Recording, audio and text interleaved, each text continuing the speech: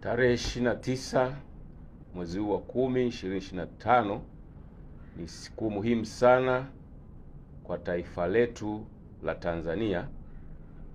ambapo Watanzania watatekeleza haki yao ya kikatiba ya kupiga kura kwa ajili ya kuchagua viongozi watakao waongoza katika nafasi ya urais, wabunge na udiwani. Jeshi la Polisi kupitia taarifa hii ningependa kuhakikishia wananchi na wageni watakaokuwa nchini mwetu kuwa hali ya usalama ni shwari sana na hakuna tishio lolote la kiusalama linaloweza kufanya shughuli hiyo ya kupiga kura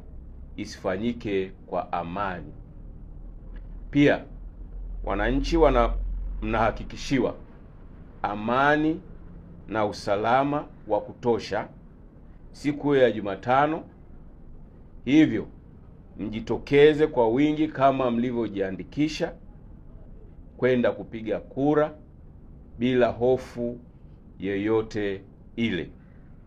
Aidha, ninawahakikishia nimejipanga vizuri sana kumdhibiti yeyote yule kwa mujibu wa sheria atakayejitokeza ama kwa makusudi au kwa nia ovu kuvunja sheria za nchi